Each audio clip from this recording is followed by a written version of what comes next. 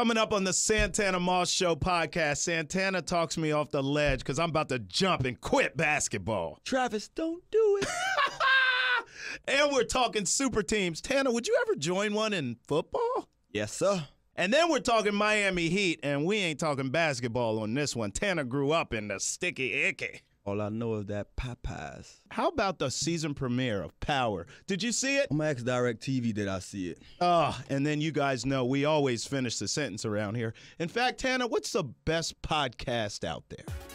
Santana Moss Podcast, starring Travis Stallman. It's a Santana Moss Show.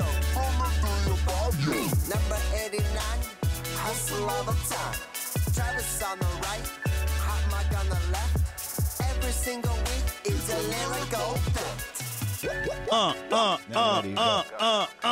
Santana Moss Show podcast, episode 13. 13. Lucky number 13. Tana, who's the best 13 in football ever? That's tough. I can name many. Right now, I would say Odell Beckham. Oh, right not now. ever. Right now, current, yes. Right now. Current. I'm just talking current. Yeah. I hated number 13 growing up. I just felt like it was a bad luck number. Yeah. And every time I saw it, unless it was just someone's number and that they did their thing with it, I'm like, don't put me in the 13th row. I don't want to go 13 floors up. I'm superstitious. Come on, man. I don't want to step on 13 cracks. You name it. 13 was a number that I stayed away from. But to see now, like, Odell has changed the whole view of 13. Yeah. All the kids. I mean, both of my sons went through the period where they wore 13. Because of him. One of them wore it because of Alex Rodriguez. I believe he wore it one year because he couldn't get 3. Right. So he went to 13. Right. My son was playing. Santana was playing baseball at the time, and I remember when he used to get up to bat, and they was like, they was happy just to call him Santana Moss Jr. And he's like, no, baby, A-Rod. Wow. He would slap that thing, and I used to be laughing about it. But he wore 13, and my baby boy wore 13 a few years ago because of Beckham. Because of Beckham. But if you had to ask me all time, bro. It's a toss-up to me. I believe it's two guys that stand out the most. People that guys like myself need. One of them be Dan Marino, and the other would be Kurt Warner. And I'm pretty sure there's plenty more out there that I'm probably not thinking of. But those two right there. Well, Kurt got the ring, so I guess they're both Hall of Famers, but I guess Kurt has to get the nod for greatest. That's almost like us sitting here talking about Jordan and his rings and guys who played the game well and who has more rings. I can't never give a guy that nod because of a ring. I would say he did his thing. No, he did do that. Dan Marino will always go down in history as one of the better passers of this league. Pure passer. I hear Hall of Famers that considerably given more rank than a Dan Marino talk about Dan Marino being the guy that motivated them to be the quarterback they were. And watching Dan Marino throw the ball was like no other. Like no one could imitate what Dan Marino did with the ball and how he got the ball out. And you have to understand, he did this with having the worst knees ever. The cleats he wore alone was like, Timberlands. Tana, the old Dan Marino, like the later years. Yeah. Do you remember the leg brace? Look, I watched this guy. Being from Miami, I stayed blocks away from the stadium. And I didn't, go to a lot of games, but watching this guy on TV, throw to the Mark brothers for so many years, that's one of the guys that made me want to be a receiver, Mark Duper and Mark Clayton. So watching him throw this ball without having to use his legs, just sitting there barely at times, not even using his legs. Oh. Those legs are like, they are so valuable to a quarterback, like almost a three-point shooter. Right. You need your legs more than anything. Yep. And to see him be able to deliver the ball with so much spin and velocity to some of those guys, that's he just arm had talent. Power amongst power when it comes to how he got that ball out. So that's why I like Dan Marino so much. I wasn't a big fan of the Dolphins. It's kind of odd being that I'm from Miami. I think, you have to ask those guys in San Fran why they attracted me so much when it came to what Montana and Rice was doing. They were kicking ass, that's why. I grew up a Niner fan, too. Yeah, same thing. But Marino, and we're same age, growing up in that time period. You met Dan Marino in real life? What's he like? Met him in real, it's crazy, funny story. Never met him until just recently. The University of Miami had their bowl game at the the Dolphin Stadium, which is called now the Hard Rock Hard Stadium. Rock, yeah. Me and Dan Marino both doing an appearance in the lounge area or whatever they had, this little club up there called Live. Mm-hmm. Live at the stadium. My first time experiencing it. I'm in there taking pictures, blah, blah, blah. And Dan Marino walks up.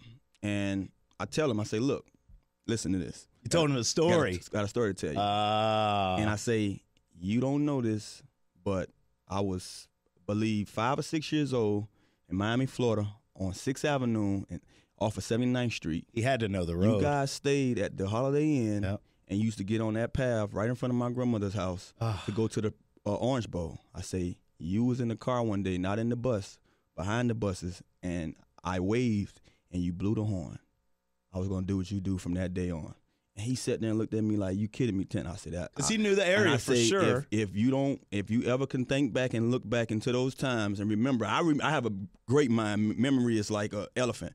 I say, if you ever can think back that far and remember that White House on that corner, that was the first house before you get up that 95 Expressway. I was always out there every Sunday. Even when you guys didn't play at home, I was out there looking for you guys. Right. I was too young to know. Right. I say, but if you remember, it was 1 year or 2 years where I was out there every home game waiting for you guys to go on that just so I can get away from somebody. And I said, you blew the horn back at me. And that's what, made me fall in love with the game of football. So wow, man. Shared that story with him, man. It was great to meet him, finally meet him. Played in the league for so long and never had met him. Yeah. And just let him know, man, he was an inspiration to my childhood dream of being a football player. Shout outs to Dan Marino. If you watch this podcast, Dan, we need you to be a guest, man. It would be amazing. And please bring some isotoner gloves for me. Thank you. Let's get to NBA talk. You mentioned Michael Jordan. I am pissed off at the NBA, Santana Moss. What the hell is Boogie Cousins doing going to Golden State? And your boy, the Kang, is now a Laker. What is going on? What's going on is what we have been seeing of lately from the NBA. I mean, they've shown us that this is what's going on, right? This is the it for them. This is how things has been done now. Guys are saying, hey, if I have a chance to make money and go on somewhere and have a chance to play for what everyone is playing for, this ring, this championship, then I'm going to go do that. I'm not really mad at the guys who's going out there and jumping on teams and load them together because they allow that. Whatever they have in their policy, whatever way they structure things right now, the NBA is the fault. You can't fault these guys that's forming these big teams or these dream teams or these super teams. The NBA is the fault. And they have to find a way to, in their collective bargaining or in their, when it comes to salary cap, they have to find a way that they can nip this in the bud. I remember a couple of years ago when they got their pennies in a bunch about LeBron going to Miami. Everyone was crazy and, you got to go this way to do that. But if you remember, before LeBron went to Miami, the Celtics had formed a little super team. They did. And they didn't look at it as a super team because you had, who they had then? They had KG, George, and Paul Pierce. Paul Pierce, yeah. Paul Pierce and those not guys. George. They had Rondo, Paul Pierce, and my man. Ray Allen. Yeah, Ray Allen. Yeah. Well, Ray Allen wasn't, talked about as he was super until he became super with what he did, what he displayed, week in and week out, shooting that 3-ball. Like now we see a Steph Curry. But no, I really do feel that the NBA is the fault. But at the same time, would you start watching? No. Listen. I'm going to be tuned in. I'm going to sit there. I'm going to watch it just like I watch any other sport, out and when it comes to, if it's a favorite or not, I'm going to watch because I want to see what can really happen. Is this team now, let's just talk about what we see out here in Oakland. These 5 guys are all all-stars. Yes. Boogie is coming off an injury that they don't know what the outcome is going to be. But you have 5 all-stars. Now, we talked about this before when I said Jordan didn't win those championships by himself. Yeah. It was at least 3 all-stars probably 2.5. Yeah. Because you got to think about Rodman. Rodman was all-star, Pippen, and Jordan. Yeah. And the other guys wasn't no slouches. Right. None of those years. Right. Kirk, Paxson, you name it. All those guys. Grant, Kukoc. None of those guys were slouches. You feel what I'm saying? Yeah. So now you're seeing what Golden State has been doing. When Kevin Durant came, it was already, to me, cheating. It was cheating. It's cheating. It's unfair. Yes. But he's allowed to do that. He's allowed to say, hey, let me go out here and be a part of something special. LeBron does. He's scared. He's taking the wimp way out. You know how I feel about that. So just to see that these teams are being allowed and being formed, I believe that the younger guys coming in and the guys, when they have their chance to, to move on from teams, they're going to find a way that they can team up and go out there and win this ring. Because right now, Golden State has set the platform that, hey, whatever you did, we can do it better. And you have to get like us. And I don't think you're going to be able to stop that show for a while if all those guys stay together. Boy, I'm going to tell you, you got a future in politics, man, because your ass done sugar-coated the hell out this. Tana, if I didn't cover the Wizards, I wouldn't watch a second of NBA basketball. What's the point? What's the point? What do you do if you're a Wizards fan now? Why do you even watch? Well, if I'm a Wizard fan, which I do support the Wizards because I'm in the DMV, and this is a team that I feel like been having a lot of, they have a lot of promise. They have a lot of potential. Now that potential has just gotten greater because now at least they might have a chance to go to the finals. The Cane is out the East. Yeah, and we all know right now the East is, boy, they out there partying knowing that LeBron James is gone. Right. Like we don't have to worry about going through him. Right. Who's going to be the next team? It's almost to the point right now that you can just give it to the Celtics and say, hey, Boston. That's the Philly. team to Philly beat. should be all right. Celtics or Philly. Yeah. But I do believe that the East is wide open right now. It's wide open for you to say, I have a chance to at least get to the dance. Yeah. And now what girl I take to the dance or how I leave the dance is up to us. You know what I'm saying? Yeah. So at least they have a chance. There's a fighting chance for those guys to really say they got a fair shot to say at least they can see that confetti come down. Might not be theirs, but they can see it come down. All right, let's go from the hardwood to the gridiron. Well, sort of, in Santana's state of the skins. All right, I want to ask you this. How come super teams don't happen in the NFL? Is it a salary cap thing? I mean, basketball has a salary cap too. Yeah. I feel like the Redskins tried to create them back in the day. The Deion, Bruce Smith era comes to mind. It didn't work. But, we don't really see this in the NFL. Obviously, the Patriots are a successful team, a successful franchise. But, hell, they don't keep anyone outside of Brady and Gronk nowadays. So how come super teams don't work in the NFL? And do you think the Redskins should be trying to do it? It's not even that it doesn't work. It's hard to try to even have that, in the NFL. One of them you alluded to, salary cap. The other is that, you need more than just a few guys to make an NFL team.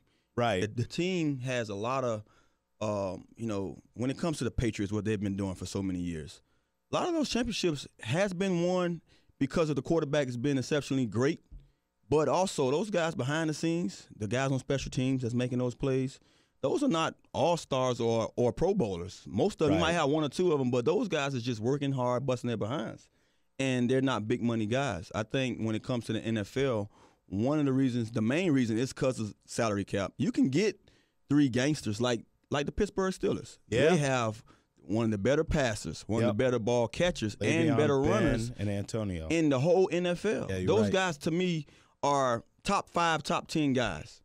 Easily. Yeah. All three of them. Top 5, all three of them. Yep. And they can't get to the dance just along with those guys. They need everybody else. The NBA is a little different because you got 5 guys on the court, right? At least 5 guys on the court. And then you have at least 13 or 14 guys that's probably dressing. Right. Everyone get the chance to get that ball, touch that ball, play defense. You name it. You have guys that come off the bench that play defense. You have guys you have that 1-6 man. It's a whole different ball game. The NFL is so many other parts that really drives championship teams.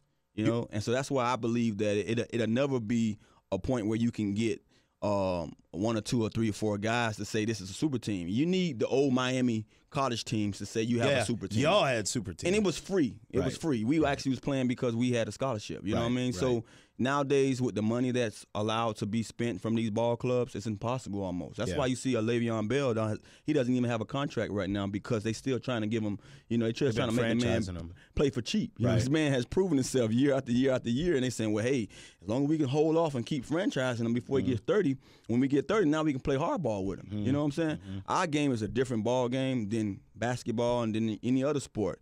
And when it comes to building those kind of teams, I think the one thing you can always say, if I have a quarterback, if I have one of the elite quarterbacks, I can build everybody else around. I can make you a super receiver. I can make you a better running back. I can make my backfield better. I can get a couple of guys on defense that's going to allow us to be efficient on that area. Now, that's interesting because I was going to ask you, with your personality, would you join a super team? If you felt like there was a team in the NFL that was putting all the pieces together, they were spending crazy money, they got all these Pro Bowlers, the kind of guy you are, money being equal, you have other choices, would you go join a super team? But it sounds like you feel like if the quarterback's in place, you can almost create one. I'm going to a team for quarterback only. Okay. I've played on teams where the defense was okay and the quarterback was okay. If I have an opportunity to go to a team where it's a Tom Brady sitting there, it's a Peyton Manning sitting there, Rodgers, it's an Aaron Rodgers, it's you name it. Anybody who I feel like can play on that level, you bring back the old Vinny Testaverde, Vinny Mark was Brunell, hard, man. Those guys who I played great with, Donovan McNabb, those guys. If they're on a team and that's what they got, I'm going because I feel like I have an opportunity to be me. I have an opportunity to at least get the looks that I feel like I deserve. So to me, that's a super team. You get a quarterback in place. All the others we can build around them. We can get those guys on defense to play well. You know how I always talk about the defense part of it. If your front seven is playing well, the secondary could be anybody. Me and you could both go out there and play corner. Right. If the front seven chopping at the bits, we can go play corner and be the best in the league because now they don't have enough time to pass the ball because we got the best up front and they get after that quarterback. So I truly believe that if you have a quarterback in place, the other pieces is easy because now I can make you an AB. If I got a Tom Brady back there, you AB all day. I can make you an Edelman. I can make you a Randy Moss or Santana Moss or Reggie Wayne or Andre Johnson. I can make you those guys because I can get you the ball in the time needed to make you a star. And people fail to realize how critical the quarterbacks drive all these NFL teams. One of the greatest things I saw and heard from Antonio Brown. This is a kid that I love dearly because he comes from my hometown, and I watch him make it. I saw how he got it. And one thing he said, they give him a lot of praise, and he's taken it. He's been doing well with all the credit that he's been getting. But he said none of this is done without Ben Roethlisberger. Of course. And I'm like, thank you. He's like, if any of you guys think I can be the guy who I am, be the AB, be called the God, all that stuff that I am, I can't do this without a great quarterback. It takes a great quarterback to be a great receiver. And, brother, when I heard that, I just, been saying it for years. And I'm pretty sure all the other guys out there who played this position, played this game on this level, understands that. But it's all about the QB in this sport. And that's what I feel like at the end of the day, if you can get that guy, then you have a chance to have a super team. God damn, I miss football. Come back to me, football. Come please. back. Baby, come back. Time now for story time with Santana. All right, Tana, it's been hot as hell outside, look, man. Bro, look here. I'm sweating now. I'm just sitting here talking to you. God almighty. Lord have mercy. And I said, man, I got to get a story from you because you played football back when it was football. Y'all had two-a-days. Your ass grew up in Miami. It's hot as hell down there. Then you played up here where it's hot as hell. Give me a crazy heat, two-a-day, my pads were soaking wet story. It's got to be something. I have so many of them that's bouncing off my brain every right day. now. But you got to understand, man, being the fact that I'm from Miami, being hot wasn't an issue. It was going to be hot. One of the two-a-day stories that rings out loud, it was funny because it was brought up from a guy on Instagram and posted something that I don't know what post it was. I forgot about this story. He brought it to my attention. And the reason why I'm gonna talk about it is because it was like, oh man, I forgot about that. I was so young and I didn't remember that we did things like this. So one of the things we did in high school, at Carroll City High School, anybody listening or watching this, Triple C's, you know that we got Popeyes sitting right next to the school. I'm talking about literally a gate. You jump the fence and you're right there at Popeyes. Smelling good all day. Popeyes was one of the things that it was our number one meal. Like if you had $2.99 back in the day, you get your wing fling. Wing fling was three wings and a biscuit. And if you say, I want that biscuit, let me get fried, you got your wing fling. $2.99. And I mean, look, $2.99 wasn't hard to get. I was getting $2 anyway, right. So I can scrap up that 99 cents. You feel me? So one of the things that we did was we have practice in the morning. out there in that orange and black. I just talked to Oscar about our colors. Yeah. This attract heat anyway. Yeah, no doubt. I'm carrying it down today, orange and black. I knew I was gonna talk about this story, so I had to put on my orange and black. But we out there in the hot sun, orange and black, Halloween colors, and we get a break. Our break probably no more than 2 hours, hour and a half, if that. Every player is at Popeyes. Now, how are we going to function? It's going to show you how football has changed, because now I would not eat nothing greasy before the second practice. The second practice is always the hardest practice because now the sun is basically coming out around noon. Right. And that's the time when we eating lunch. Right. So by 1, 2 o'clock, that thing, woo, the devil himself is sitting on the field in Indian style. But we would break from the first practice in the morning. So the first practice always started around 8 o'clock. We would break and go to lunch at Popeyes.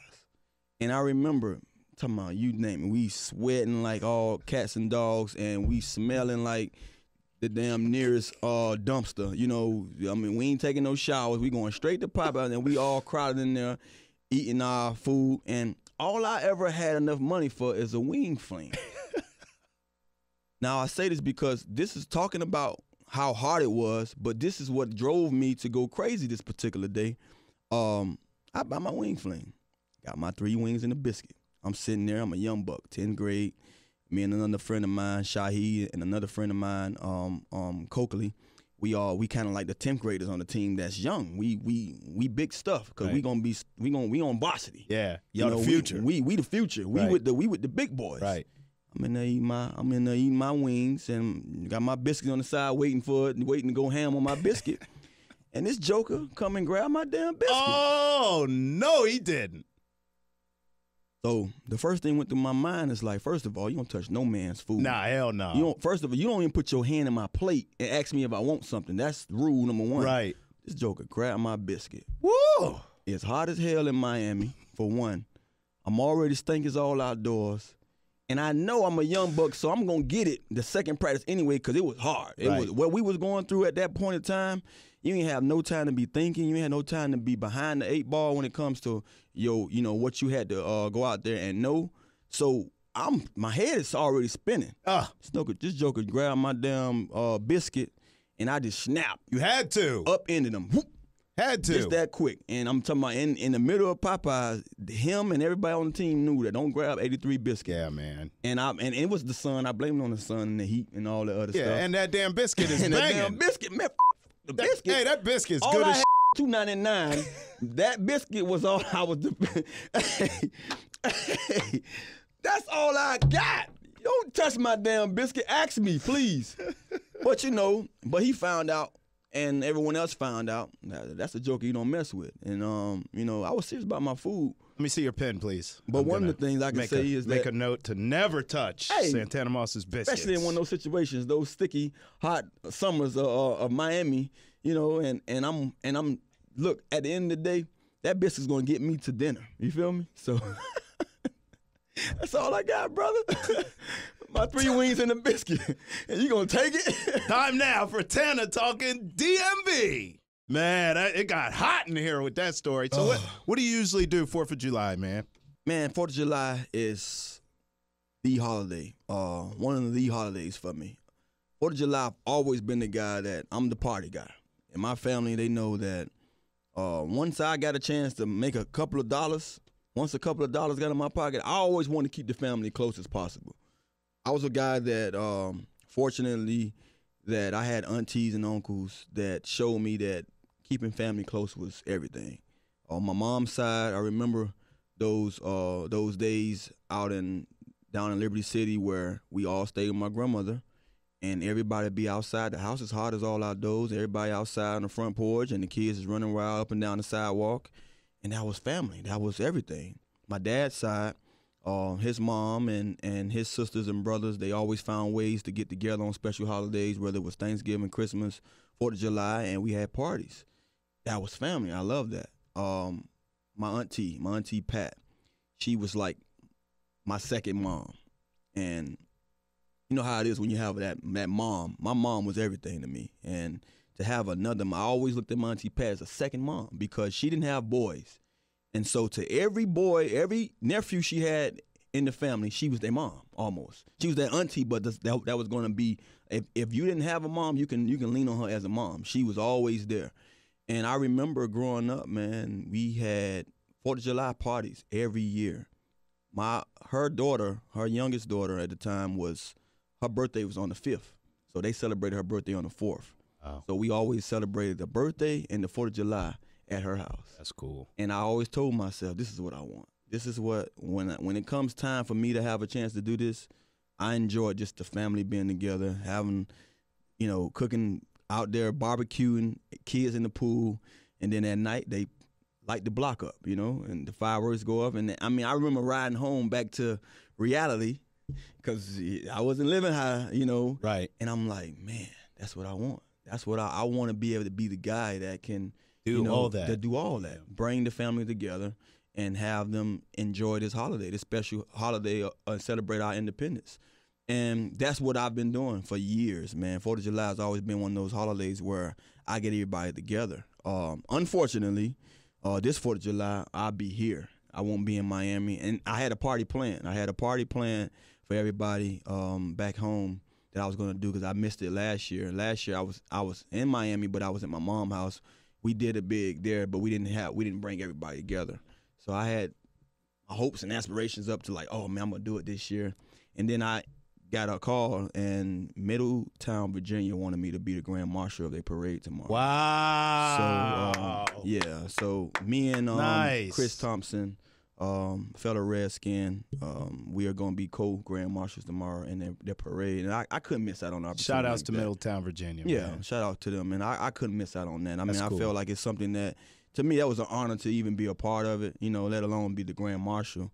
And opportunities like that don't come all the time. Yeah. So take pictures so we can show it on this. No, definitely. Sure. I'm hoping to have somebody there with a camera to take more than just pictures. So I couldn't miss out on an opportunity like that. It's something I can show my kids and show, hey, I was a part of this. That's cool. Moment. And one of the things I've been doing lately, just capturing all these memories. The NFL has brought so much to me.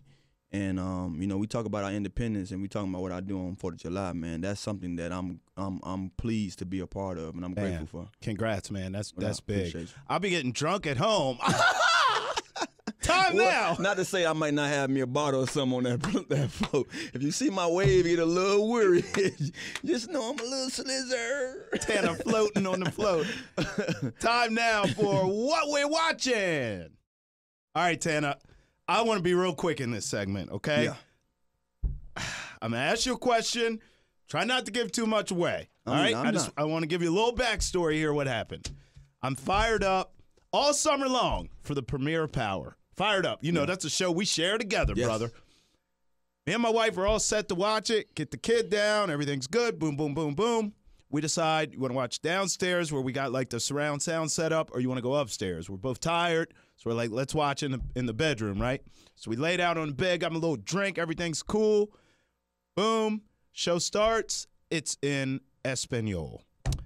Shout outs to my Latino brothers and sisters out there. I love y'all, but I don't know the language. So I'm like, what's going on with the language thing? Mm-hmm. And so she's like more techie than I am. Yeah. So she's, I know what it is. She hit something, subtitles pop up. She can't figure out the Spanish, but she figures out how to get subtitles up. The subtitles are like Japanese or something. Like, I don't know what's happening. All of a sudden, my TV has become the World Cup. Like, it's every language ever except English. I miss Power. You know what? We had about 10 minutes of this, and I said, I'm going to bed. I'm pissed off. Mm-hmm. I chugged my drink in anger, and I went to bed. So just without telling me too much, please tell me if it was a good season premiere. What can we expect this season? Without telling me, tell me. Tell you this. Don't feel too bad. I was sitting there, all tuned in, all ready to go. And if anyone back home, anyone listening to this podcast, please work with me with this. I need all my listeners and viewers that watch this YouTube channel to some kind of way call into DirecTV and tell them the Genie 2, it's not been working right for me. I talked about the Genie 2 before. Do you know, in the middle of Power, oh, stop, Tanner. I lost service 5 times. Brother, 5 freaking times. I sat there and told a friend of mine, look here, I've been with DirecTV since I was 17, since I was able to hold a bill and say I can pay for it. I'm finna let go DirecTV because they cut off on me at the wrong time. I done been cut off on the movies I bought, other channels that I've been watching, sporting outings, you name it, events. You cut off on me 5 times in the middle of Power. Every time I rebooted that Genie and came back to it, Power was in a whole different state where I wasn't. I was trying to rewind it, and then it cuts off again. I got to the point I went to sleep furious on the couch. We had the mad. same Sunday. And this is ridiculous. I ended up watching it. I would say that. You went back the later. next day. Okay. But guess what? If DirecTV don't correct this problem, I'm done. You hear that? I'm gone. DirecTV. I am gone. I mean, DirecTV, I had no offense. I love you. I love it for so many years. Well, I've been with you since 17. Now I'm 38 years old. My bad, 39. I'm trying to give myself a year. But I will say this. You cut off on me at the wrong time. And now I'm going to be petty, and I'm going to go ahead and find another way because I refuse to sit here the next week and share this story with you. Hey, again. man, listen, we work too daggone hard not to watch stuff when we want to watch it. Look, my money is spent, and when it's spent, I expect to have what I pay for. Yes. And I don't sit there. I'm like, brother, I was almost like, this is ludicrous. Is there that many people watching this right now this time for this? I mean, it kept saying searching for your Wi-Fi. How? See, I don't know what's worse, that or my case, which it's like I would have sat there and watched that thing in Spanish. I would have sat there and watched it in Japanese for all I care. I wouldn't know nothing but what I saw. I couldn't even watch it. I didn't even watch it. I went to sleep furious on the couch. I didn't even go upstairs to my room. I laid there where I was at and said, I'm not going nowhere. I always wanted to break the TV. Like, I'm one of those guys that it got to the point I was like, man, if I didn't mad, I would bro. throw the hell. I'm throwing something at this TV. Get mad. I was pissed off. I watch Redskins games, and I'm sitting there Tana. like, He gets damn, pissed. bro, like. You get pissed. I watch TV all day long, and you hadn't cut off until Power. It was like they was almost trying to play a prank. I started laughing after the second time. You thought he was getting punked. I was like, somebody downstairs doing something to my damn Wi-Fi or something. You know, I'm something going on that I don't know. Let me go down here and see if Bo done came home or something, and he down here messing with the Wi-Fi. You hear that, TV gods? Santana Moss Lord. and Travis Thomas are sick and tired of being sick and tired. All right, let's do this quickly. Time now. Calmer heads can prevail. For finish the sentence. Woosah. Finish the sentence. Tana, with July 4th coming, I rank this holiday as blank on my list of favorite holidays. It's third. Third on my list of favorite holidays, like I just alluded to earlier, Christmas, Thanksgiving, and 4th of July. I mean, if you can say birthdays are holidays, I would probably put my birthday in front of 4th of July, but it's not. So when it comes to holidays, time missed from work and school, I would say the 4th of July ranks third. I'm a fat kid, so Thanksgiving is 1. Christmas is 2. I'm a big New Year's guy. New Year's makes me feel like motivated. New Year's, I'm in the house trying to make it to the New Year. Most people aren't into New Year's. Yeah, I love it. New Year's like motivates New Year's, I'm like me. 1, 2. I'm sitting there like, man, and you're just chilling. Happy New Year. I think most people kisses. are like you. I'm weird. For some reason, I get motivation from New Year's, and then 4th of July. I like 4th of July. I can't wait to eat hot dogs and burgers, but my favorite thing to grill is. Yeah, I'm a fat kid when it comes to 4th of July parties and barbecues, so I'm eating all that. But my favorite food would be grilling jerk chicken. It's not the authentic jerk chicken. I have my little twist on it. That authentic stuff can't be imitated, but I have my little twist that I put on it, and it's great. It's something that everyone, to this day, right now, when I grill, that's all I'm grilling, jerk chicken. So 4th of July is one of the times when I'm like, I got pans. I got 4 or 5 big long pans. Getting busy. Just already, I seasoned them the night before. I put them on ice. And when we pull that truck up, that grill piping hot, man, I can't wait. Because you can smell it. Next block, you might not even be invited to the party. You can smell it. Come over there looking, boy, what you got going on over here? Good old jerk chicken. Jerk. Mine is I like grilling steak a lot. I'm good at grilling like porterhouse, big Fred Flintstone. Oh, you like them steaks as big as your back? Yeah, man. I like that. I get busy with that. Put your back off right now. Put you on the grill. Although we aren't a perfect nation, being an American means blank to me. That's deep. Being an American is a privilege, honestly. If I had to say, I mean, daily I try not to watch the news because I see so much going on, and even being American today is not so much. A lot of people might not have the same view or feeling that I have when it comes to I'm grateful. I'm grateful for so many reasons. I'm grateful that our ancestors, one being an African American, that our ancestors sacrificed what they sacrificed and went through for me to have the freedoms that I have today. I'm also grateful for everyone that serves in our military to go out there and allow us to continue to have some of the freedoms that we have. We understand what goes on in other countries. We understand who we fighting at times, and we don't realize, and we take it for granted what a lot of our loved ones are going out there to do to fight for our freedom. So I definitely believe that being American is a privilege, and if we all have that mindset, even all the craziness that's been going on through the school shootings, through the unjust moments that we see out here in the streets, with some of these, unarmed men that's been taken down, a lot of the stuff that's going on in the NFL today while these guys are protesting, trust and believe, I'm not the political one. I'm not the one to sit here and talk politics with you, but I do have an ear and I do have a mouth, and what I hear I want to speak on at times, and I try to stay away from it because I know everything is critical. Everything we come out with is something some critic gonna have something to say about it. But one thing is I do believe with all that going on, with all that said, it's definitely a privilege to be able to walk and breathe this air. I will give this man credit, and we'll end it on this. I remember we had a commercial shoot together the day after the election, and everybody and their mama had an opinion on that day, whether you voted for Trump or you didn't.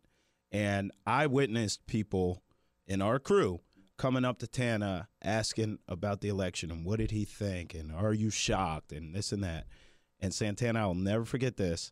I don't know your politics from anything, and you don't know mine, but I will never forget you saying, hey, look, it doesn't matter. We're still the best country in the world. Yeah. And I think that says it all right there, man. So amen to that, brother. Hey, Santana Moss Show Podcast, episode 13 in the Bizooks, iTunes, Google Play, Spotify, YouTube channel. We're on everything. We need that 5-star review. You know you want to give it to us. Give it to us. Santana Moss Show Podcast. Travis Thomas, Santana Moss.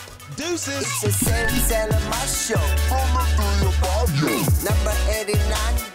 Hustle all the time. Travis on the right, hot mic on the left. Every single week